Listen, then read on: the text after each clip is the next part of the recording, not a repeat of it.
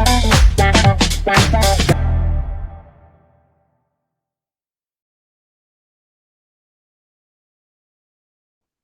evening, viewers. Welcome to Bharat and Geopolitics, your go-to podcast for insightful discussions on pressing global issues. Today, we delve into the intense dynamics of the Israel and Iran confrontation, unraveling the complexities shaping this critical geopolitical landscape. Our esteemed speaker brings unparalleled expertise to the table, offering profound insights and fresh perspectives on the unfolding events. Join us as we navigate through the intricacy of regional tensions and explore the implications of this escalating conflict. Without further ado, let's extend a warm welcome to our distinguished speaker, Dr. Adityanjee. Dr. Adityanjee is the President of the Council for Strategic Affairs. His expertise promises to enlighten and captivate us throughout this enlightening discussion. Get ready for a thought-provoking journey into the heart of geopolitical turmoil. Welcome abroad. Welcome to Creative Sagittarius, Dr. Adityanjee.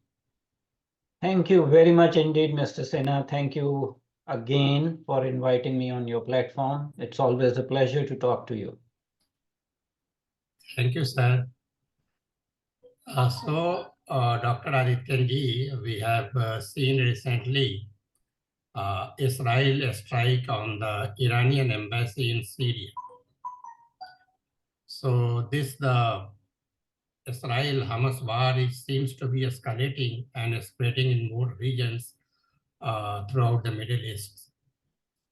So I am a bit concerned about this, and I just would like to learn from you what could be the implications. So how likely do you think Iran is going to take revenge for the Israeli attack on its embassy in Syria? So what's your comment, sir? So first thing is that, yes, in all likelihood, it was an Israeli raid in Damascus, but it was not on the Iranian embassy per se. It was in an adjoining building that is an annex to the Iranian embassy. So technically, Iranian embassy was not targeted. A building next to that was targeted. And yes, in that attack, I guess 13 people died. 7 of them were members of IRGC, Islamic Revolutionary Guard Corps, that has a faction called Al-Quds Force or the Quds Force. One General Muhammad Raza Zahidi, 63 years old, and his deputy were killed with some brigadiers and other members of IRGC. 6 Syrians were also killed. It's not clear whether they were all civilians. Out of those 6, there was possibly a Hezbollah member also that was killed. Okay. So technically, whoever staged that strike did not attack Iranian embassy, which is a no-go area under international law. It was the adjoining building. In all likelihood, who can be the aggressor? Either United States or Israel. United States has already denied that they were not involved. They have already talked to Iran, denying their involvement in this attack. Iranian regime has already blamed Israel. Israel has not commented on that. But in all likelihood, it was an Israeli attack. They have done that in the past also. Okay. Why they did? What was the immediate motivation? There are a lot of speculations. But the general who got killed and the Al-Quds force, They are quote unquote responsible for quote unquote Palestinian territories, Lebanon, and Syria. Okay. So what does that tell you? IRGC force that is operating outside the boundaries of Islamic Republic of Iran. Okay. Do you have quote? I can understand you have probably in Syria because Syrians are your allies of Islamic Republic of Iran. What about quote unquote Palestinian territories? Will Islamic Republic of Iran make public any kind of military agreement with the Palestinian Authority or Hamas? So if you are operating in international arena, you will be subjected to retaliation because Iranian proxies are everywhere.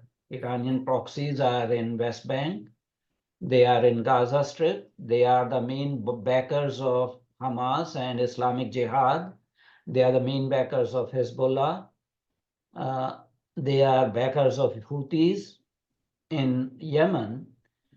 So from Israeli perspective, they are legitimate target because they are continuing to support Hamas. Yes, will it lead to escalation of the war? Yes, it will lead to escalation of war because there is a stalemate at this point in time in Israel-Hamas war. In fact, this week, one of the hostages was murdered by Hamas and body was returned to Israel.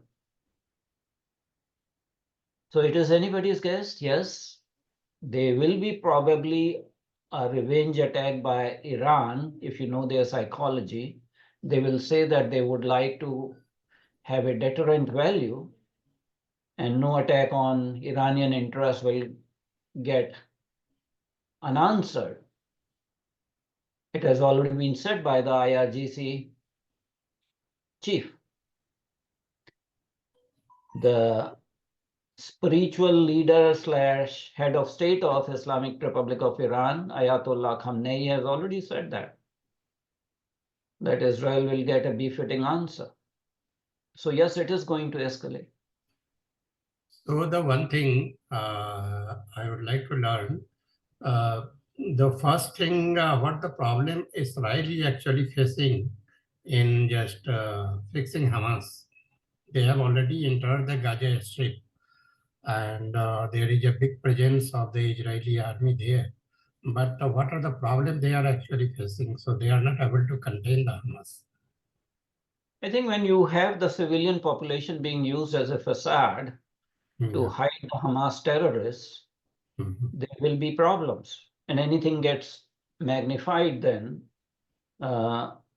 Al-Shifa hospital, Israeli IDF forces occupied, and they said they were Hamas terrorists regrouped again underneath the tunnels in Al-Shifa hospital. So they had to reoccupy that and then sanitize it again.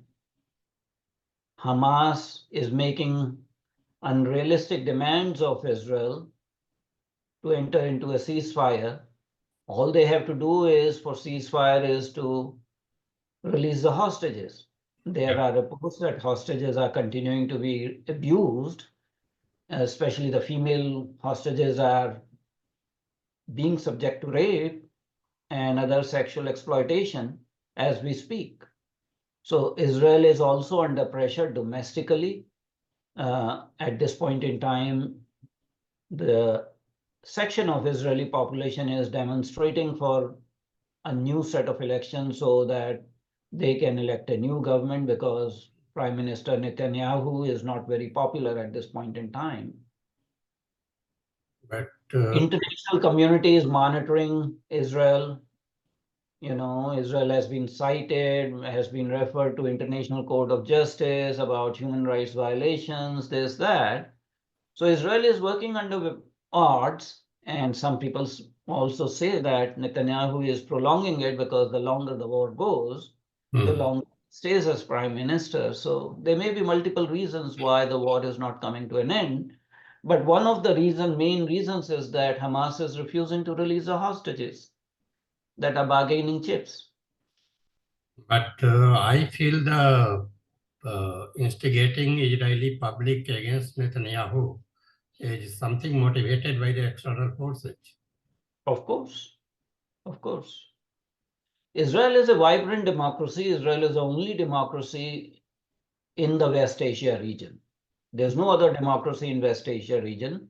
Elections are free and fair. 20% of Israeli population is of Arab origin and Muslims. So they have multiplicity of parties, and there's a wide spectrum of Israeli political establishment, starting from ultra-Orthodox or ultra-rightist Jewish parties to ultra-leftist. And the same is reflected in media, Israeli media. If you look leftist Israeli newspaper like Haaretz, you will find that there are very critical articles. There is freedom of expression and all. So Israel has its vibrant, noisy democracy, just like India has. And a lot of people will not agree with the government of the day. And another point I have, the Iran cannot legally claim it has been targeted because since it is operating on international land outside of its borders, so it cannot claim that we have been targeted. But it Well, will this impression is being created that the Iranian embassy was targeted. Iranian embassy was not targeted. It was a building next to that, which was being used by IRGS Al-Quds Force as a headquarters, because this particular General Zahidi was the liaison between IRGC and the Syrian government and Syrian forces and Hezbollah. But Israel has closed down all its embassies in different locations. Because they have to take preventive actions. You cannot have your embassies as sitting ducks Yeah. for retaliatory strikes or terrorist strikes. Okay. So that is actually the current situation. I just would like to understand a bit more about this Iran and Israel confrontation.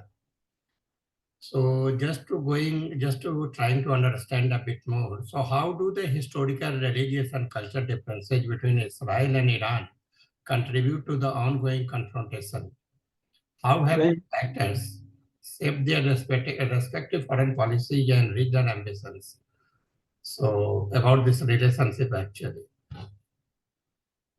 When Israel was founded in 1948 under UN resolutions, Iran was one of the first West Asian countries to recognize the state of Israel. Other Arab states, other West Asian states or Islamic states did not do so. But since there was this Islamic revolution in 1979 and the new regime, Islamic regime came in Iran, the Islamic regime has shown destruction and annihilation of Jewish state from the face of the earth. That is what they have said consistently. So there are no relationships between Islamic Republic of Iran and Israel. They are sworn enemies. Israel is fighting for its own survival and existence. And Iran has made it abundantly clear that it is sworn to the destruction of the Zionist entity. And they do have proxy terrorist organizations, whether Hezbollah in Lebanon or Hamas or Palestinian Islamic Jihad and other terrorist outfits that are working against Israel and targeting Israel. So there's no relationship. Israel is a democracy. Nobody can say that Islamic Republic of Iran is a democracy. The head of the state is not either the prime minister or the president. Head of the state is the quote unquote spiritual leader, and technically they are elected in sham elections, but the first spiritual leader was changed to the current one till he died. So this guy is also, the actual de facto leader, Khamenei, till he dies, because he has absolute power. So you have a totalitarian state versus a democracy, liberal democracy that still respects human rights, that still has opposition, that has actually Arab parties that represent 20% of the population in Israeli Knesset, the parliament. And it's a survival issue for Israel. And for Iran, it is establishing their hegemony in West Asia region. Islamic Republic of Iran is dealing with other actors like Kingdom of Saudi Arabia and Turkey for the leadership of the Islamic nations in West Asia region. So it's a very complex situation. Okay, moving to the next question. The United States has historically been a staunch ally of Israel and has taken a hardline stance against Iran. How does American involvement influence the dynamics of the Israel-Iran confrontation? How might it evolve under the different administration? So yes, it is true that United States is a staunch ally of Israel, and United States actually supports the government of Israel by material support in form of armaments. They are still shipping armaments to Israel under Netanyahu, although they don't agree with that particular government. And they have expressed their concern about extending war to a wider conflict in West Asia region. Having said that, the current United States administration is also giving a pass to Iran by, taking their deniability statements as veridical or true. I mean, it's anybody's guess that Iran is not directly involved in the current conflict because they are the main backers of Hamas and Palestinian Islamic Jihad. They are the ones who are, sending weapons to Hezbollah. So to give deniability to Islamic Republic of Iran by the current Biden administration, I think is rather rich. But then they have to, this is the presidential election year, and the domestic politics of United States is affecting this conflict and contours of United States foreign policy. Already the Arab American population and Islamic American population is very angry with the current administration for supporting Israel. So they are threatening that they are not going to vote for the current president in the November elections.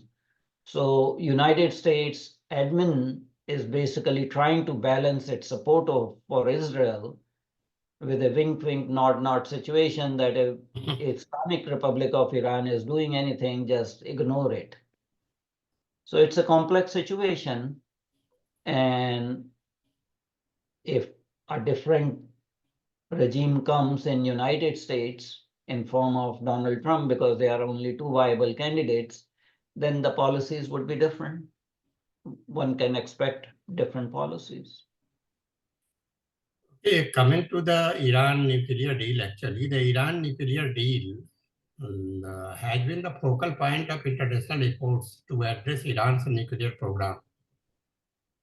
How has the withdrawal of the United States from this deal, actually, subsequent developments impacted the Israel and Iran confrontation? What are the prospects for reviving or renegotiating the agreement? The JCPOA had its limitations. It was not an all-encompassing containment regime for Iran. It had a very specific purpose, and it may have been useful tool in the toolkit to contain the Islamic Republic of Iran. The withdrawal of United States under Donald John Trump from JCPOA was a foolish mistake. And actually, he was egged on by Netanyahu at that point in time, because Netanyahu had his own geopolitical and political, domestic political objectives. So I think it was a great mistake, because Islamic Republic of Iran's nuclear program was under containment under JCPOA. And now there is no incentive for Iran to renew it, so it's dead. Any talk of renewing JCPOA are dead. It's 3.5 years almost since the Biden administration came, and Iran is just playing with them, and they are increasing their uranium enrichment and their stockpiles of enriched uranium. So they are becoming a de facto nuclear power. And I think it is unfortunate that Trump, because he was very naive, very impulsive, was played by Netanyahu, who was a seasoned politician, for his own aims. And I think a gradual nuclearization of Iran that has happened because the inspections by the 6 parties that could not be done, and IAEA. So Iran has got a full hand now, full excuse to say that we'll continue to do what we are doing, that is uranium enrichment to whatever level we want. And they are in. Which country is supporting Iran in this nuclear proliferation? Pardon? Which country is supporting Iran in this nuclear proliferation? Historically, who has supported. I don't have to tell you, it is Pakistan and it is China. Historically, whether they will continue to do that, that is anybody's guess. Iran is a very, Iran has a very educated elite, good scientists, and they are still there despite the, regime change from monarchy, absolute monarchy, to totalitarian Islamic regime.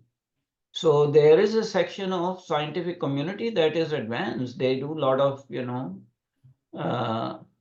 they have their own drone industry and, missiles industry. So whether they are getting at this point in time external support or not is a different issue, but they have received external support from 2 perpetual proliferators. One is China, second is Pakistan. So moving to the next question, both Israel and Iran have engaged in military activities in neighboring countries like Syria, Lebanon. So how do these activities affect regional stability, and what are the implications for the broader Middle East? So again, I have to clarify here that, Israel has usually taken retaliatory strikes in those countries, in the neighboring countries, whether that is Lebanon against Hezbollah targets, or in in Hamas, in Gaza Strip. They did target some of the Israeli, some of the Iranian facilities in Syria. And they did target the Syrian nuclear program almost now 20 years back. But they don't have permanent physical presence in those countries, whether it is Syria or Lebanon. All it has been aerial strikes, either by their jets or by missiles. In contrast to that, Iranian proxies and Iranian forces are present actually on the foreign soils. There are, I think, 900 or 9,000 IRGC troops present in Syria, and there are significant number in Lebanon and in Iraq. And of course, they are continuing to give support to Yemen, to the Houthi rebels who control essentially Yemen at this point in time. And there's a war going on between Kingdom of Saudi Arabia and Iranian-backed Houthi rebels in Yemen. So Iran has much more pervasive extension of its armed forces and its proxy organizations in the West Asian countries. Israel does not have any, external bases or anything like that. What it does is that it does retaliatory strikes using its military and technological superiority whenever there is need to do something when it gets a pinprick. So just a hypothetical question. Unfortunately, if the war spreads to the Middle East and the major power get involved, like USA, Russia, China, then how will Iran will fare? So the war is already pervasive in Middle East or West Asia. West Asia has never been a peaceful region. There has been one war or the other all the time. Tell me a time when West Asia was peaceful. Before this Israel-Hamas conflict, there's an ongoing war in Syria for almost 20 odd years, if not more. There's an ongoing war in Yemen between Kingdom of Saudi Arabia and Iran. There is a, war going on between Lebanese government and Hezbollah. These Iranian proxies are based in southern Lebanon and influence politics of Lebanon. So West Asia region has never been peaceful, has some war or the other going on. It would be stupidity of the superpowers, external superpowers, to get involved in that war. In fact, I can tell you that neither of the three superpowers that you mentioned are interested in getting involved in a major way. Having said that, I will tell you that yes, the United States is indirectly involved in all the Middle Eastern or West Asian conflicts because of its support to Israel. They have their nuclear-powered, aircraft carrier formations in the Middle East region, and they do conduct sometimes freedom of naval operations, navigation operations, and they do strike at terrorist targets. Russia is involved in a major way in Syria. Russian S-300 and S-400 ballistic missile shield batteries are deployed in Syria, and Russia is militarily supporting the Dr. Bashar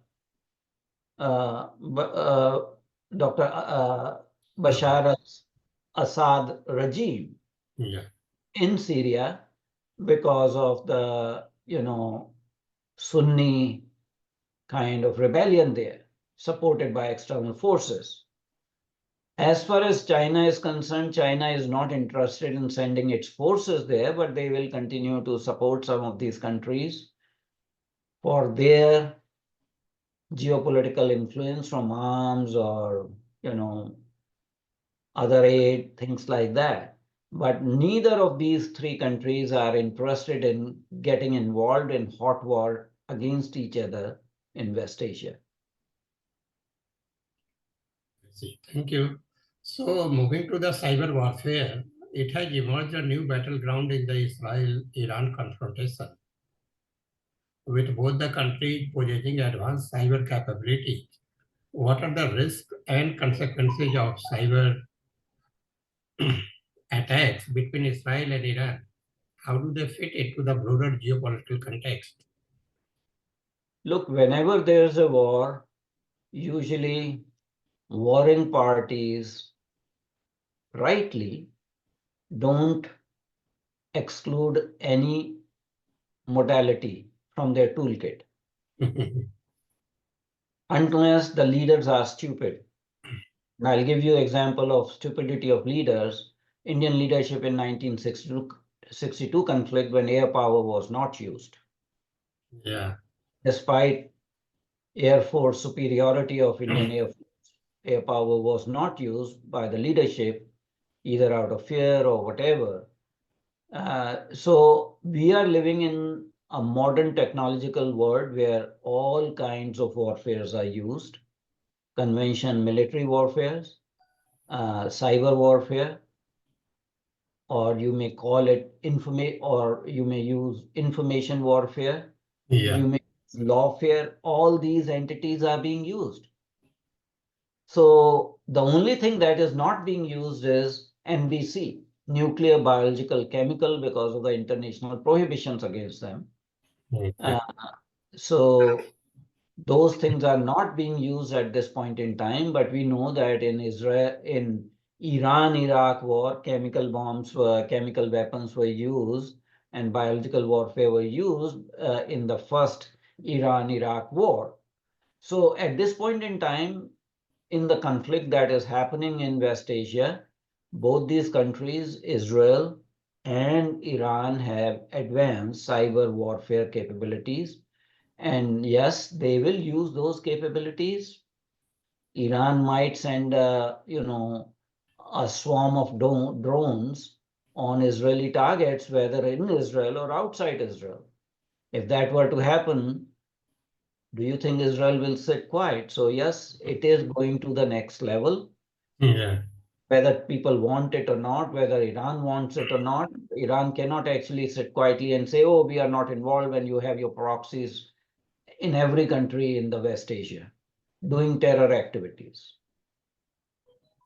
Okay, moving to my next hypothetical, or this is not a reality today. How do domestic politics, and leadership changes in Israel and Iran influence their foreign policy and strategy towards each other? How might leadership changes impact the trajectory of Israel-Iran confrontation? So nothing is going to change in Iran till the Islamic regime is in power, because they are sworn to the destruction and annihilation of the Jewish state. They don't even refer to it as Israel, because that will give name recognition to Israel. They call it the Zionist entity. They are sworn to destroy and annihilate the Zionist entity from the face of the earth, and this has been made clear several times, not once. The elections in Iran are sham elections. They are not free and fair elections. So whatever the Islamic uh, council, guardians council decides, whatever candidates decide, they go through a sham election process and that person gets elected. So there's not going to be change in Iranian policy towards Israel till there's a regime change in Iran.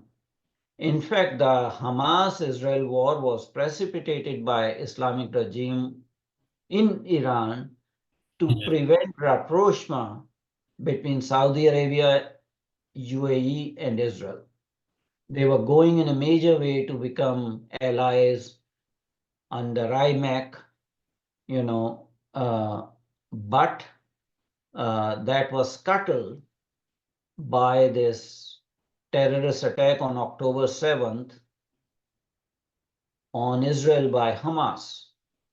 So Islamic regime was able to influence the geopolitical developments in West Asia region, basically thawing of relationships between Saudi Arabia, UAE, and Israel, and their commercial relationship and kind of recognition to each other. So in that sense, Islamic regime has been able to accomplish its foreign policy objectives by preventing normalization of ties between Sunni Arab states and Israel, and that becoming a norm or a model for other Arab countries to follow. They have done that very beautifully in a very skillful and adroit manner by making their proxy attack Israel and claim hostages. As far as Israel's domestic postures are concerned, as I already told you, that the country is facing a new election, and it is in Netanyahu's interest to prolong this war. because if the elections were held today, most likely Netanyahu will be defeated or his coalition will be defeated, and there might be a different coalition, more center-left coalition rather than center-right coalition. So both are in there for their domestic political needs at this point in time. I don't see this conflict resolving soon. Okay, so that was all the question I had. You have answered all the next three questions. So that was all the question I had on my mind on this conflict, because since the time this Israel attacked the embassy, as it was said by the media actually. So I was of the opinion, so Iran will be coming directly on Israel. It's not the embassy that was attacked, it was an adjoining building or an exit to the embassy. So Israel has the information of hiding these forces there. That's why the Israel attack. That is. Well, what hiding, Iranians are operating openly in Damascus. They have this IRGC Al-Quds force as almost a permanent headquarter there to influence what is going on in Syria, what is going on in Lebanon, and what is going in Gaza Strip, or for that matter in Yemen. So yes, Iran has its own imperial ambitions in West Asia region to be the hegemon, and that is what Iran has been doing. That's the reality. But Saudi Arabia is also against Iran. I already mentioned that there is a rivalry between Kingdom of Saudi Arabia, Iran, and Turkey for the leadership of the Arab world or the Islamic world. And in that process, there are different permutations and combinations that keep on happening.